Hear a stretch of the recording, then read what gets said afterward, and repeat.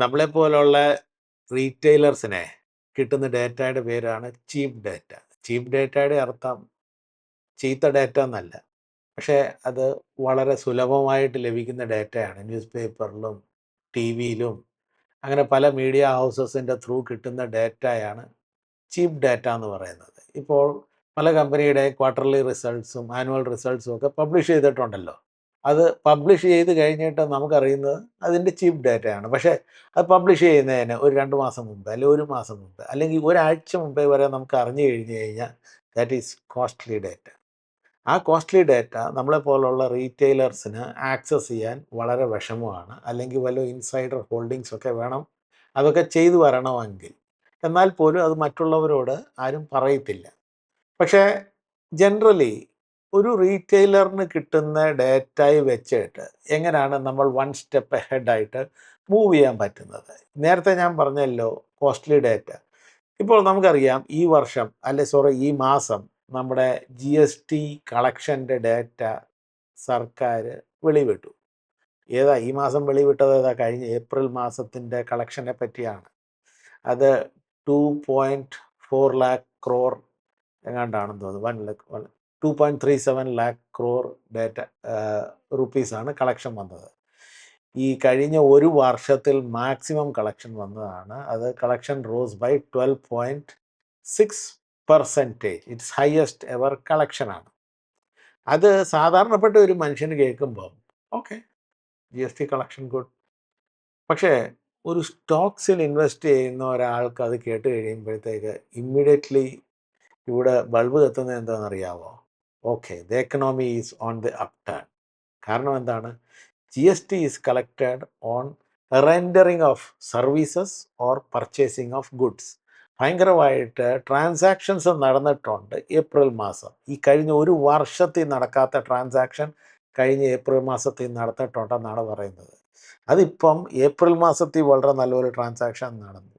ഇനി മെയ് മാസത്തിൻ്റെ ഡേറ്റയും കൂടെ റിലീസ് ചെയ്ത് കഴിയുമ്പോഴത്തേക്ക് നമുക്ക് ഇച്ചൂടും കൺഫർമേഷൻ ആകും അത് സത്യമായിട്ട് ഒരു അപ്സ്വിങ്ങിൽ പോകുന്നുണ്ടോ ഇല്ലയോ എന്നുള്ള കാര്യം. പിന്നെ ജൂൺ മാസത്തിലും കളക്ഷൻ തുടങ്ങി നല്ല ഒരു ഡേറ്റ വന്നു കഴിഞ്ഞാൽ അതിൻ്റെ അർത്ഥം എന്താണ്? വരുവാൻ പോകുന്ന ആ ജൂണിൻ്റെ ക്വാർട്ടറിൻ്റെ results of most of the companies വളരെ നല്ല റിസൾട്ട്സ് ആയിരിക്കും.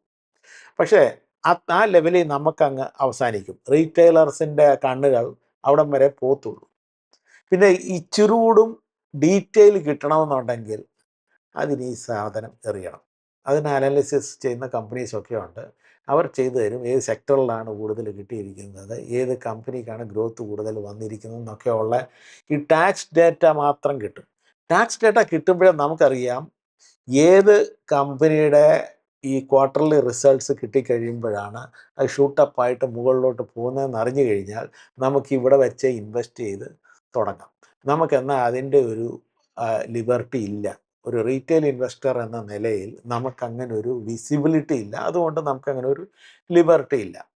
പക്ഷേ അതേസമയം ഇപ്പോൾ റിസൾട്ട്സ് ഡിക്ലെയർ ചെയ്തുകൊണ്ടിരിക്കുന്ന സമയമാണല്ലോ. മാർച്ച് മാസത്തെ ക്വാർട്ടറിൻ്റെ റിസൾട്ട്സ് പല കമ്പനീസ് SBIയും പിന്നെ കോട്ടക് മഹീന്ദ്ര ബാങ്കും പിന്നെ DMart അങ്ങനെയൊക്കെയുള്ള CDSLും ഇങ്ങനെയൊക്കെയുള്ള കമ്പനീസ് ഈ ശനിയാഴ്ച അവർ റിസൾട്ട്സ് അനൗൺസ് ചെയ്തു.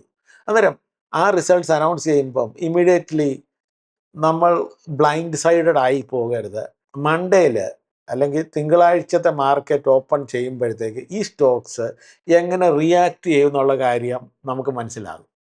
അത് റിയാക്ട് ചെയ്ത് കഴിഞ്ഞിട്ടല്ല മനസ്സിലാകുന്നത്, റിയാക്ട് ചെയ്യുന്നതിന് മുമ്പേ തന്നെ നമുക്കൊരു ഐഡിയ കിട്ടും ഇത് how will this stocks react. അന്നേരം അതിനെക്കുറിച്ചാണ് ഈ video. So let's get it.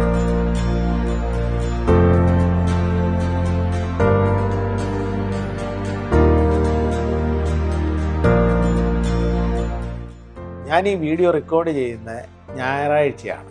അന്നേരം നാളെയാണ് തിങ്കളാഴ്ച. അന്നേരം തിങ്കളാഴ്ചത്തെ ഈ മാർക്കറ്റ് എങ്ങനെ മൂവ് ചെയ്യുന്നതെന്നുള്ള കാര്യം ഞാൻ സ്പെക്കുലേറ്റേ ചെയ്യാൻ പറ്റത്തുള്ളൂ, അല്ലാതെ ഞാൻ കണ്ടിട്ട് പറയുന്നില്ല. പക്ഷേ ഇത്രത്തോളമുള്ള എക്സ്പീരിയൻസ് നിമിത്തം I can tell something which can most probably be true. അതങ്ങനെ ഞാൻ പറയുന്ന പോലെ നടന്നില്ലെങ്കിൽ നടന്നില്ല എന്നേ ഉള്ളൂ. പക്ഷേ എൻ്റെ എക്സ്പീരിയൻസിൽ ബേസ് ചെയ്തിട്ടാണ് ഞാൻ ഈ പറയുന്നത്. How will these 3 stocks, SBI, Kotak Mahindra and DMart react in tomorrow's market?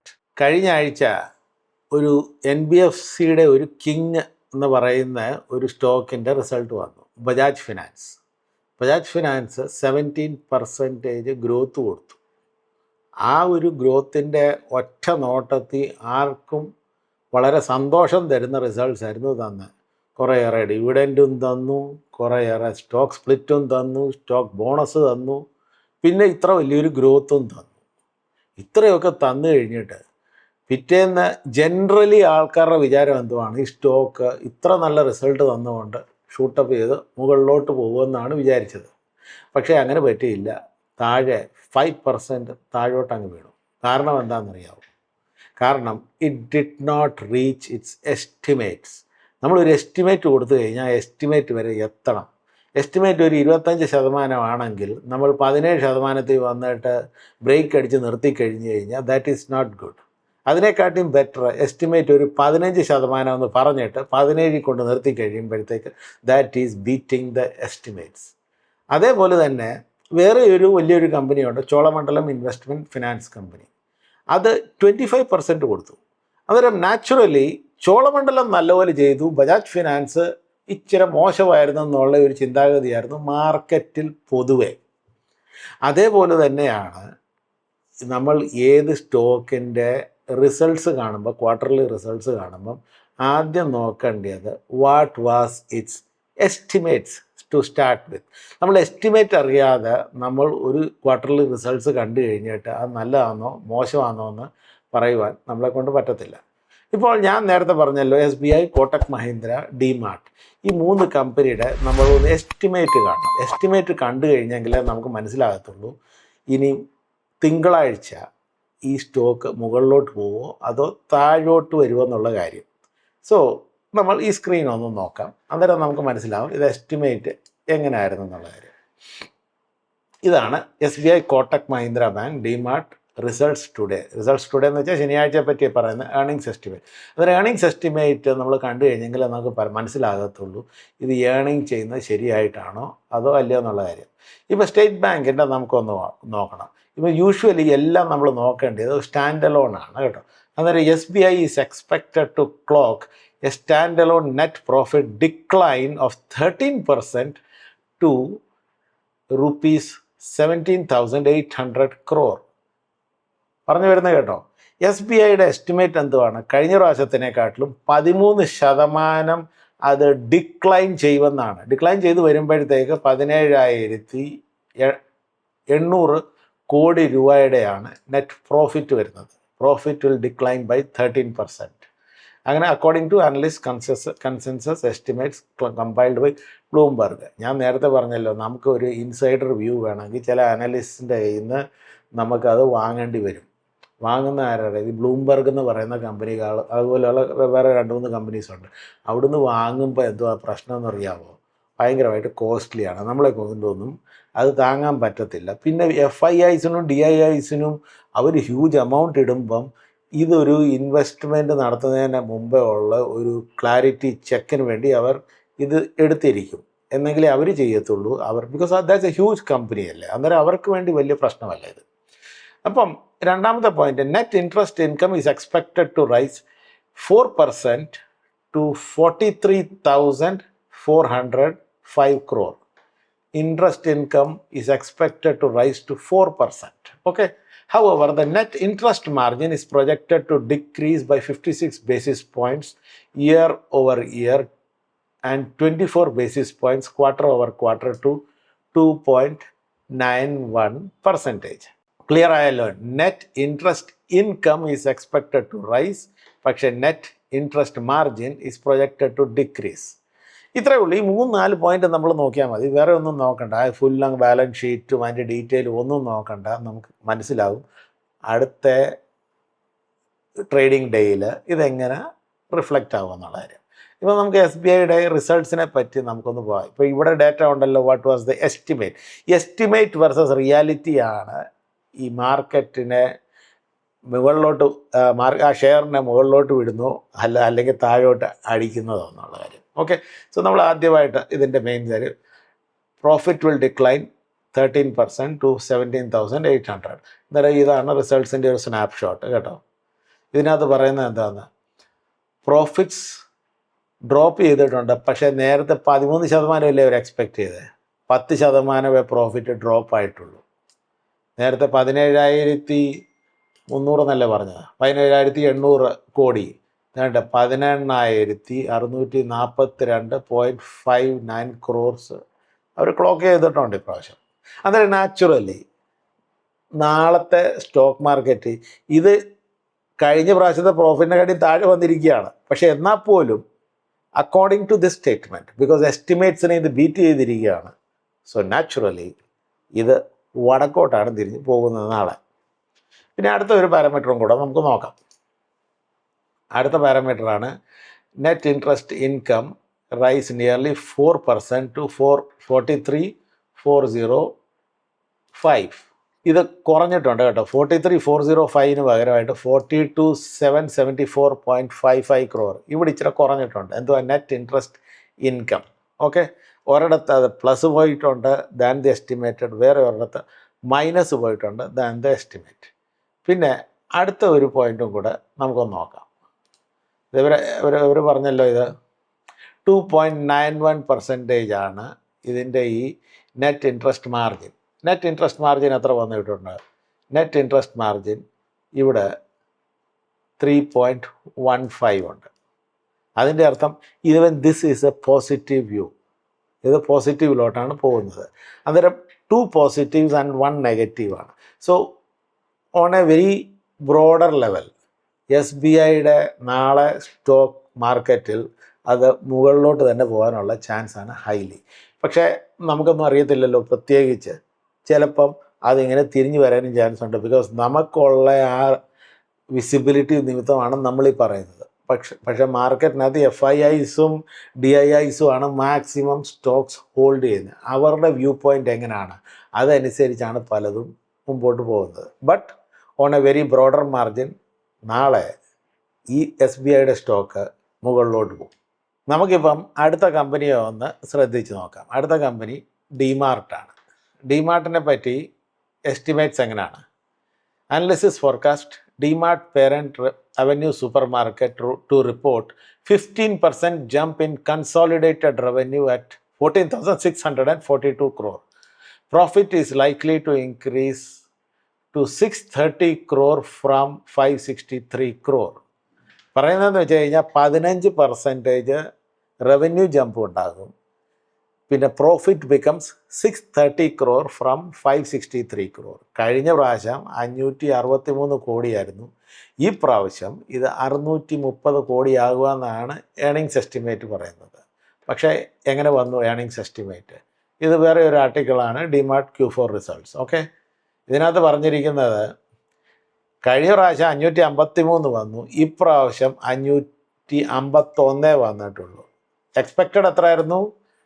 630 കോടി. ഇത് 630 കോടി കിട്ടേണ്ടതിന് പകരമായിട്ട് 551 കോടി കിട്ടി.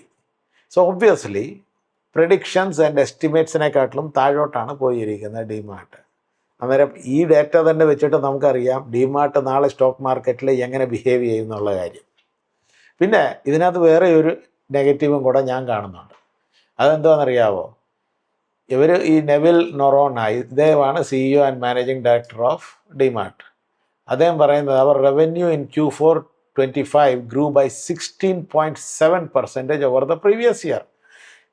ആ എസ്റ്റിമേറ്റഡ് എത്രയായിരുന്നു? എസ്റ്റിമേറ്റഡ് 15% ജമ്പിനെയായിരുന്നു എസ്റ്റിമേറ്റ് ചെയ്തത്. പക്ഷേ ഇദ്ദേഹം പറയുന്നത് ആ എസ്റ്റിമേറ്റിനെ ബീറ്റ് ചെയ്തു. 16.7% ആയിരുന്നു ഇപ്രാവശ്യത്തെ ജമ്പ്. പക്ഷേ ഇതൊരു ഡബിൾ വാമിയാണ്. കാരണം എന്താണെന്നറിയാമോ? നിങ്ങൾ കൂടുതൽ റവന്യൂ ഏൺ ചെയ്തു, പക്ഷെ പ്രോഫിറ്റ് ഡൗൺ ആയി. അതിൻ്റെ അർത്ഥം നിങ്ങൾ മാർജിൻ വെട്ടിക്കുറച്ചുകൊണ്ടിരിക്കുകയാണ്. മാർജിൻ വെട്ടിക്കുറച്ചുകൊണ്ടിരിക്കേണ്ട കാരണം എന്താണെന്നറിയാമോ? ഇദ്ദേഹം തന്നെ പറയുന്നതാണ്, increased competitive intensity in the FMCG space has impacted our gross margins. അത് മനസ്സിലായോ? ഈ സെപ്റ്റോ, ബ്ലിങ്കിറ്റ് ഇങ്ങനെയൊക്കെയുള്ള കാര്യങ്ങൾ, സ്വിഗ്ഗി, ഇൻസ്റ്റാമാർട്ടും മറ്റേ ഈ വീട്ടിലോട്ട് കൊണ്ട് ഡെലിവറി ചെയ്യുന്ന പല ആപ്സ് ഉണ്ട്. പക്ഷേ ഡിമാർട്ടിന് അങ്ങനെ ഒരു ആപ്സ് ഇല്ല. DMart is basically brick and mortar shopping സെൻറ്റേഴ്സാണ്. അവിടെയാണ് അവർ വളരെ ചീപ്പായിട്ടാണ് കൊടുക്കുന്നത് പല കാര്യങ്ങളും. പക്ഷെ നമ്മൾ പോയിട്ട് സെലക്ട് ചെയ്തിട്ട് വാങ്ങണം. ഇത് ഇങ്ങനെയുള്ള FMCG കമ്പനീസ് ഉണ്ടല്ലോ, home delivery using apps, mobile apps, അവരാണ് ഇവരുടെ പ്രോഫിറ്റ് മാർജിനെ കട്ട് ചെയ്തുകൊണ്ടിരിക്കുന്നത്. അന്നേരം ഈ കണക്കിന് പോയി കഴിഞ്ഞാൽ this statement is enough to tell you that DMart ഇനി അടുത്ത 1-2 വർഷത്തേക്ക് താഴോട്ടേ പോകത്തുള്ളൂ. അത് മുകളിലോട്ട് പോയി ജമ്പടിച്ച് പണ്ട് പോയ പോലൊന്നും പോകാനുള്ള ചാൻസ് ഒന്നും കാണുന്നില്ല. ഇപ്പോൾ നമ്മൾ അടുത്ത ഒരു കാൻഡിഡേറ്റിലോട്ട് നമുക്ക് പോകാം. ഇത് അവസാനത്തെ കാൻഡിഡേറ്റാണ് കോട്ടക് മഹീന്ദ്ര ബാങ്ക്. കോട്ടക് മഹീന്ദ്ര ബാങ്ക് വളരെ നല്ലൊരു ബാങ്കാണ്. പക്ഷേ നമ്മൾ എസ്റ്റിമേറ്റ് വെർസസ് റിയാലിറ്റി അല്ലെങ്കിൽ ക്വാർട്ടർലി റിസൾട്ട്സിനകത്ത് എങ്ങനെ വന്നു എസ്റ്റിമേറ്റുമായിട്ട് കമ്പയർ ചെയ്യുമ്പോൾ നമുക്കൊന്ന് നോക്കാം. ഇപ്പോൾ ഇതാണ് കോട്ടക് മഹീന്ദ്ര ബാങ്ക്. ഇതിൻ്റെ എസ്റ്റിമേറ്റ് എത്രയായിരുന്നു? നെറ്റ് ഇൻട്രസ്റ്റ് ഇൻകം എത്ര വരുമായിരുന്നു? 7347 crore rupees വരും. എന്നിട്ട് അത് NIMൻ്റെ മാർജിൻ എത്രയാണ്? 4.87 ആണ്. അന്നേരം നമ്മൾ ഇങ്ങോട്ടൊന്ന് നോക്കാം. 7347 ആണോ വന്ന്? അതാണ്ട് 7283 ആണ് വന്നിരിക്കുന്നത്. അതിൻ്റെ അർത്ഥം അവർ പ്രഡിക്റ്റ് ചെയ്തതിനെക്കാട്ടി താഴോട്ടാണ് വന്നിരിക്കുന്നത്. ഇവിടെ 4.5% ആണല്ലോ. അവരെത്രയായിരുന്നു എക്സ്പെക്റ്റ് ചെയ്തത്? 4.87% ആണ്. ഇവിടെ തന്നെ നമുക്കറിയാം നാളെ കോട്ടക് മഹീന്ദ്ര ബാങ്ക് എങ്ങോട്ടാണ് പോകുന്നതെന്ന്, വടക്കോട്ടാണോ തെക്കോട്ടാണോ പോകുന്നതെന്നുള്ള കാര്യം വളരെ ക്ലിയർ ആണല്ലോ. പിന്നെ നമ്മൾ വേറെ ഒരു പോയിന്റും കൂടെ നോക്കാം. നെറ്റ് പ്രോഫിറ്റ് എക്സ്പെക്റ്റേഷൻ എത്രയായിരുന്നു? 3606. ഇത് ഡൗൺ ആണ് കേട്ടോ, ഡൗൺ 13% ഓൺ ഇയർ. പക്ഷേ ഈ 13% ഡൗൺ ആണെങ്കിലും that is not a big problem. Because നിങ്ങൾ എസ്റ്റിമേറ്റ് നേരത്തെ കൊടുത്തു, ഇത്രയും നമ്മൾ അച്ചീവ് ചെയ്യുമെന്നുള്ള കാര്യം. താഴെയാണെങ്കിൽ പോലും അത് അച്ചീവ് ചെയ്യുമെന്നുള്ള കാര്യമാണ് എസ്റ്റിമേറ്റ് കൊടുത്തിരിക്കുന്നത്. 3606 എത്ര ആണ് കിട്ടിയിരിക്കുന്നത്? നമുക്ക് ഇങ്ങോട്ട് നോക്കാമല്ലോ. 3606 കിട്ടിയോ? ഇല്ല, 3551.74 ആണ് കിട്ടിയിരിക്കുന്നത്. അന്നേരം Kotak Mahindra performance is below the estimates. SBIയുടെ പെർഫോമൻസ് ഈസ് 3 പാരാമീറ്ററിനകത്ത് ഒരു പാരാമീറ്റർ ഉള്ളൂ നെഗറ്റീവ്, വേറെ രണ്ടും പോസിറ്റീവ് പോയിട്ടുണ്ട്. പിന്നെ ഡിമാർട്ട് പറഞ്ഞിട്ട് കാര്യമില്ല, അല്ലാതെ താഴോട്ട് വെച്ച് പിടിച്ച് പോവുകയാണ്. അന്നേരം തിങ്കളാഴ്ച നമ്മൾ ഈ ഒരു 3 സ്റ്റോക്സ് ഉണ്ടല്ലോ, ഇത് കാണുമ്പം നമുക്ക് എങ്ങനെ അത് വിലയിരുത്താൻ പറ്റും? Just have A look at it. ഞാനിത് ഞായറാഴ്ചയാണ് റെക്കോർഡ് ചെയ്യുന്നത്. നമുക്ക് എല്ലാവർക്കും കണ്ട് രസിക്കാം ഇതെങ്ങനെ മുകളിലോട്ട് പോകുന്നോ താഴോട്ട് പോകുന്നോ.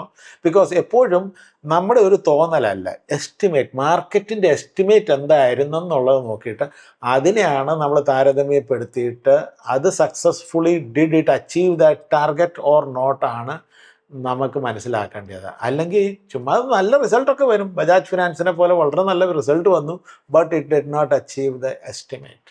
അതാണ് പ്രശ്നം. സുഹൃത്തുക്കളെ, വീഡിയോ ഇവിടെ അവസാനിക്കുന്നു. ഈ വീഡിയോ നിങ്ങൾക്ക് ഇഷ്ടപ്പെട്ടിട്ടുണ്ടെങ്കിൽ ഒന്ന് ലൈക്ക് ചെയ്യാൻ മറക്കരുത്, ഷെയർ ചെയ്യുക, എന്നിട്ട് സബ്സ്ക്രൈബ് ചെയ്യാത്തവർ please subscribe it. Till we meet again, piece.